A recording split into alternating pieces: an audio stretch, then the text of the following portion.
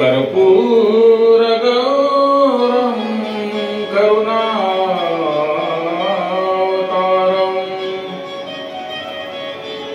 कर्पूरगौरं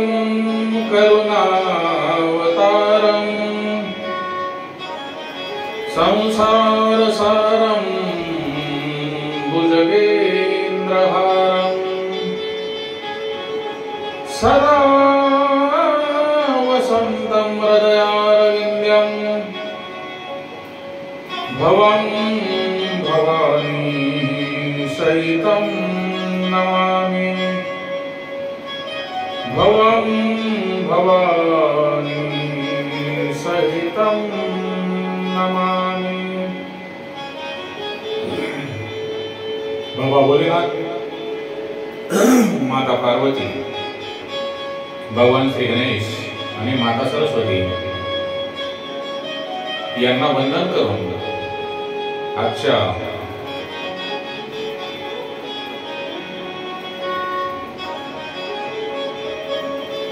भागामध्ये आपण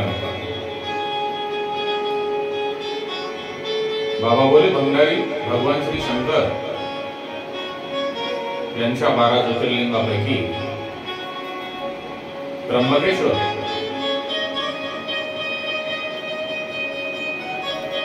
या ज्योतिर्लिंगाविषयी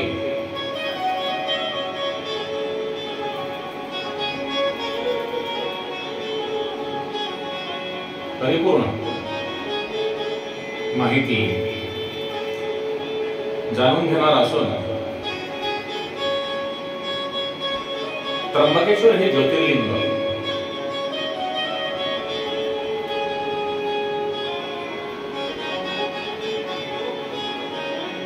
महाराष्ट्रात नाशिक पासून 30 किलोमीटर अंतरावर पुढे नाशिकच्या पश्चिमेस स्थापित असून यांचं महात्म्य म्हणजे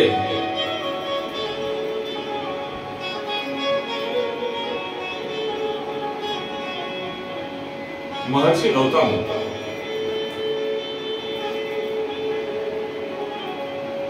हे आपली पत्नी अहिल्या आणि इतर मुनीसह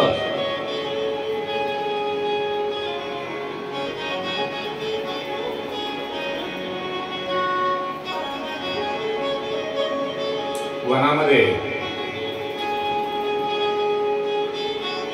निवास करून तपश्चर्या करत असताना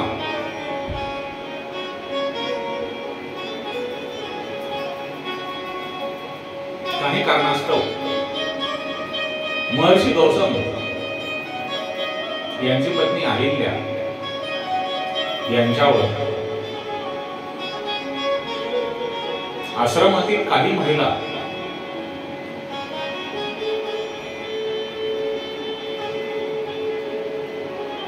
नाराज होऊन त्या सर्व महिलांनी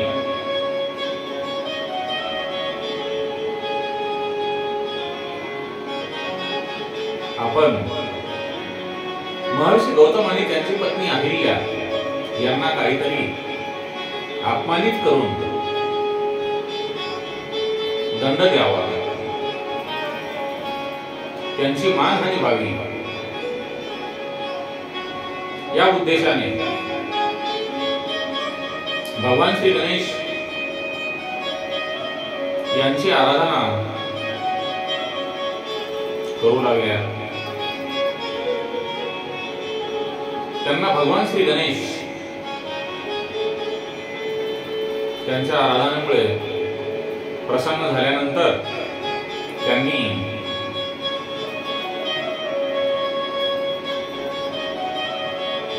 त्या ऋषी पत्न्यांना आणि ब्राह्मणांना आपणास काय हवे आहे ते वर मागा असे भगवान श्री गणेश त्यांना बोलल्यानंतर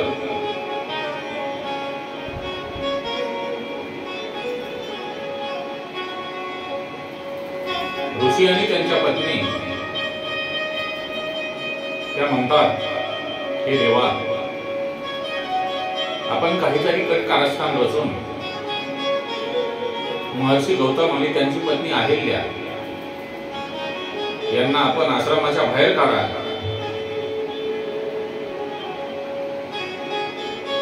हे भगवान श्री गणेश यांना योग्य वाटत नसल्यामुळे त्यांनी त्या ऋषी आणि त्यांच्या पत्नींना खूप समजावण्याचा प्रयत्न केला, परंतु ते ऐकण्याच्या मनस्थितीत नसल्यामुळे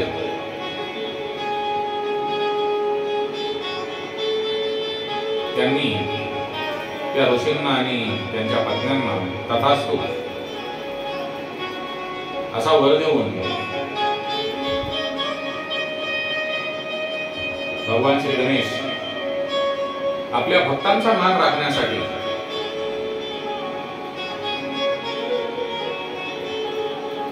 ज्या शेतामध्ये महर्षी गौतम आणि त्यांची पत्नी अहिल्या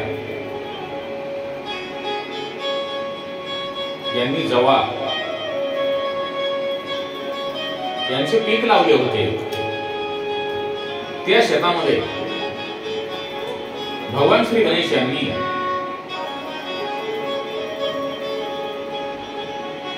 गायीचे दुर्बल रूप घेऊन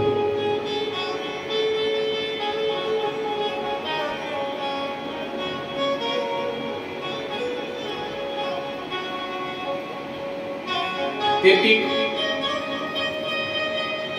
खात होते. त्यावेळेला महर्षी गौतम यांनी त्या गायीकडे जाऊन हातामध्ये गवताची काडी घेऊन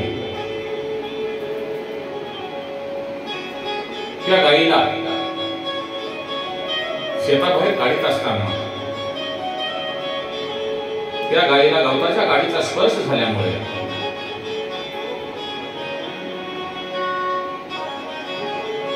ती जाग्यावरच मरण पावली. ही सर्व परिस्थिती पाहिल्यानंतर आश्रमातील सर्व ऋषी मंडळी आणि त्यांच्या पत्न्या एकत्र येऊन महर्षी गौतम यांना तुम्ही गो हत्यारे आहात म्हणून त्यांची निर्भत्सना करून अपमानित करू लागले. महर्षी गौतम या घटनेला पाहून एकदम आश्चर्यचकित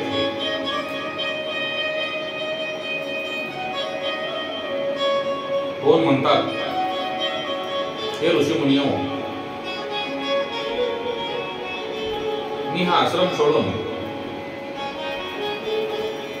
कुठेतरी बाहेर निघून जाईल, कारण माझ्यामुळे आपणाला पण गोहत्येचे पाप लागेल. म्हणून महर्षी गौतम आपली पत्नी अहिल्या तिला सोबत घेऊन त्या ऋषींच्या आश्रमापासून 4 किलोमीटर दूर एक झोपडी टाकून त्या झोपडीमध्ये निवास करत होते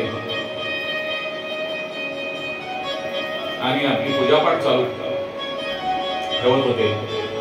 तेव्हा पण इथे सर्व ऋषीमुनी आणि त्यांच्या पत्नी जाऊन त्यांना, तुम्ही गोहत्या केली असल्यामुळे तुम्हाला वेदपाठ आणि यज्ञादी कर्म करण्याचा अधिकार नाही.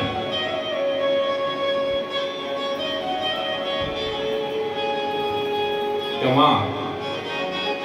महर्षी गौतम या ऋषींना म्हणतात, हे ऋषींनो, आपण जे बोललात ते बरोबर आहे, पण मी केलेल्या गुन्ह्याची शिक्षा पूर्ण करण्यासाठी मला आता काय करावे लागेल? तेव्हा ते ऋषी महर्षी गौतमांना सांगतात, हे महर्षी, आपणाला या गुन्ह्याबाबत प्रायश्चित करायचे असेल तर आपण 3 वेळा पृथ्वीची परिक्रमा करा. त्यानंतर आपण परत आल्यानंतर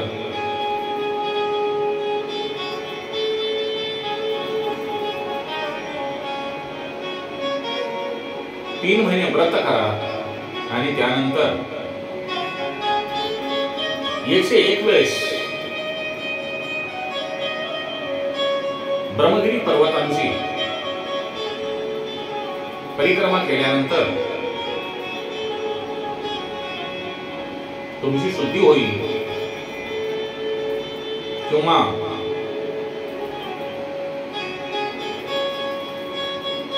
गंगा मैया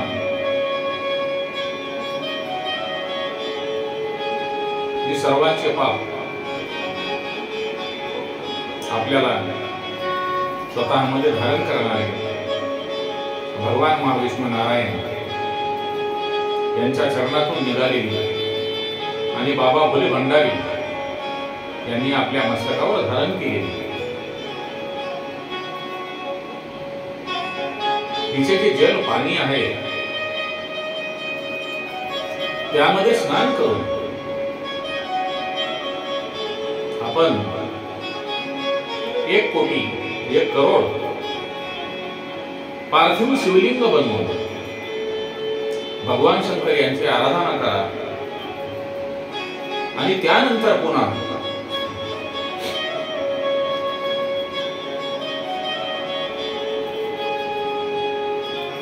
गंगेसारख्या पवित्र तीर्थक्षेत्रामध्ये स्नान करून पुन्हा ब्रह्मगिरी पर्वताची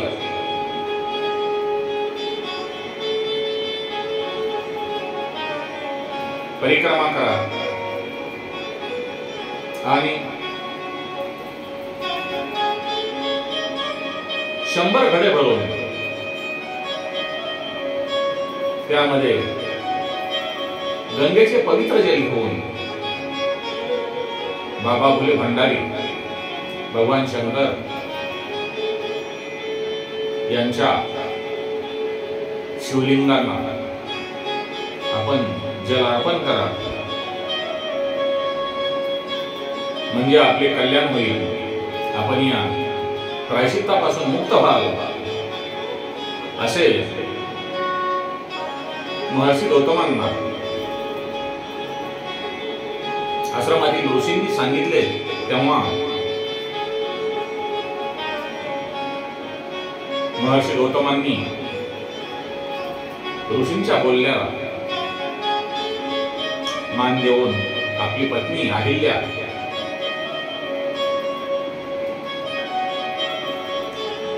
तिला सोबत घेऊन शिवभक्तीमध्ये एकदम तल्लीन होऊन भगवान शंकर यांची आराधना करू लागले. त्यांच्या पूर्ण भावनेने केलेल्या आराधनेमुळे भगवान शंकर महर्षी गौतम यांना प्रसन्न झाले आणि महर्षी गौतमांना भगवान शंकर यांनी वर मागण्यास कळविले असता महर्षी गौतम म्हणतात, हे महादेव, हे भोले भंडारी, माझ्या माथी गोहत्येचे पातक लागलेले आहे. त्या पापापासून आपण मला मुक्त करा. तेव्हा भगवान शंकर म्हणतात, हे महर्षी, तुम्ही सर्वतः निष्पाप आहात.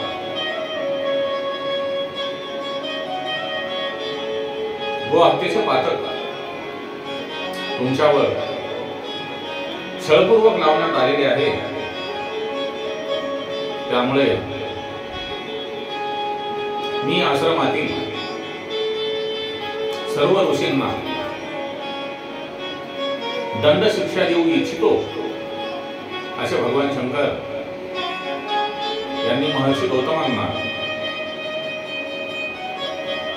बोलल्यानंतर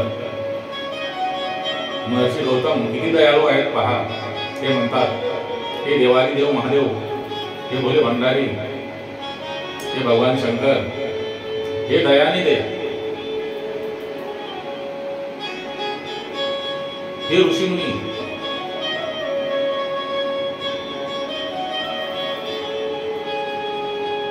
फार चांगले असून हे देवा त्यांनी मला छळपूर्वक जरी दंड दिला असेल, त्यांच्या त्या दंडामुळेच मी आपली मनोमन आराधना केल्यामुळे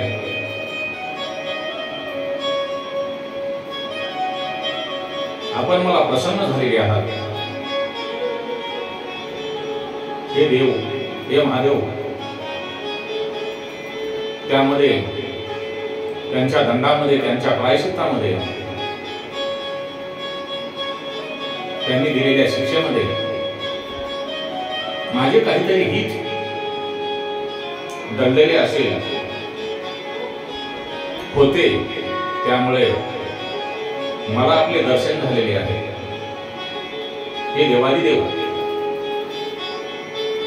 म्हणून आपण त्यांना क्षमा करावी अशी महर्षी गौतमांनी बाबा भोले भंडारी यांना विनंती केली.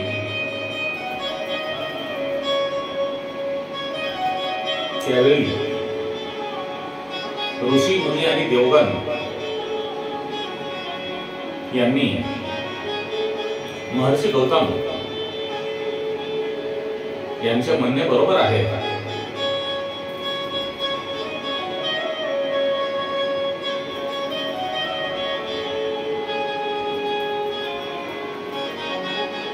असे समजून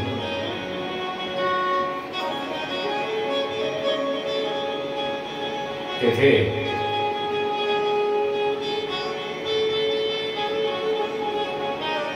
हे देवादी देव, आपण सदा सर्वदा त्र्यंबकी या ठिकाणी निवास करावा असे भगवान शंकर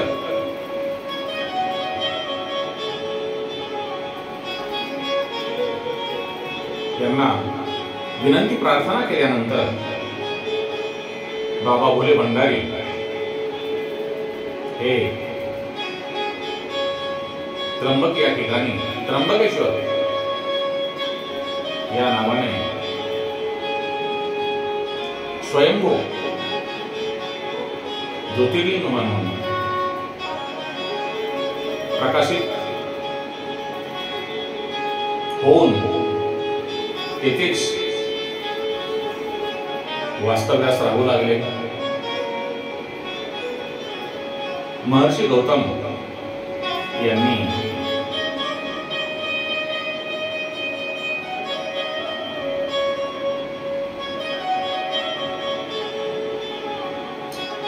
जे पूजेसाठी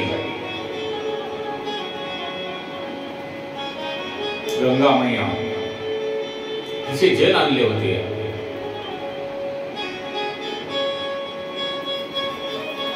ती गंगा गोदावरी म्हणून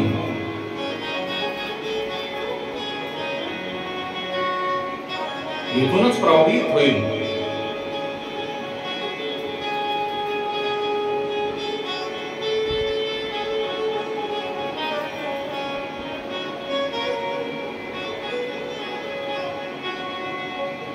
असे वरदान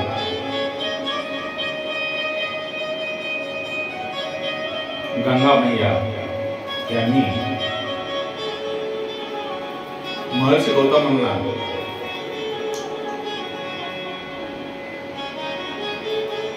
दिले.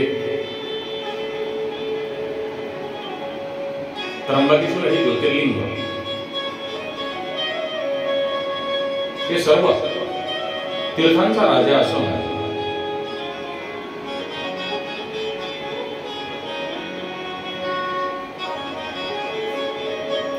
जो महामृत्युंजय मंत्र आहे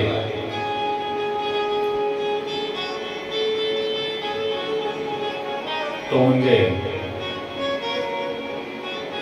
ओम त्र्यंबकं यजामहे ओम त्र्यंबकं यजामहे सुगंधिं पुष्टिवर्धनम् उर्वारुकमिव बंधनान् मृत्योर्मुक्षीयमामृतात्।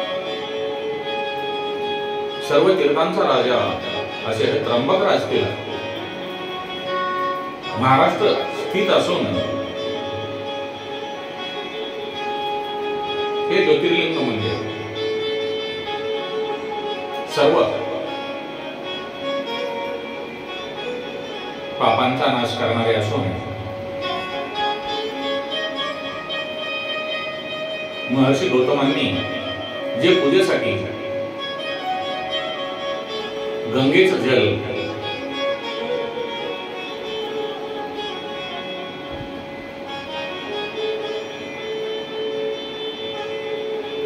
घेऊन आले हीच गंगा मैया ब्रह्मगिरी पर्वतापासून गोदावरी या नावाने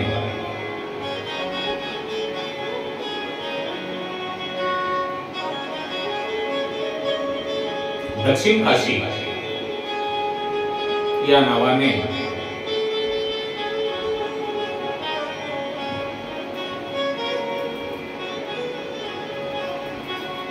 अहिल्या गंगा गोदावरी अशीही प्रवाहित होऊन महाराष्ट्राच्या कानाकोपऱ्यातून वाहत जाऊन समुद्राला मिळते अशा या पवित्र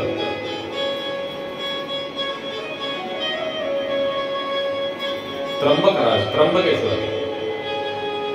या तीर्थाच्या ठिकाणी भारतातील आणि आपल्या भारताच्या बाहेर जे गेलेले देश विदेशातील भाविक भक्त येथे दर्शनासाठी येऊन आपल्याचे जीवाचे कल्याण करून देत असतात कारण मनुष्य देह हा दुर्लभ आहे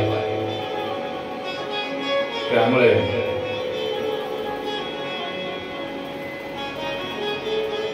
आपण या जडजीवाचे कल्याण करून घेणे प्रभूचे नाम संकीर्तन करणे हे पहिले आपले आद्य परम कर्तव्य आहे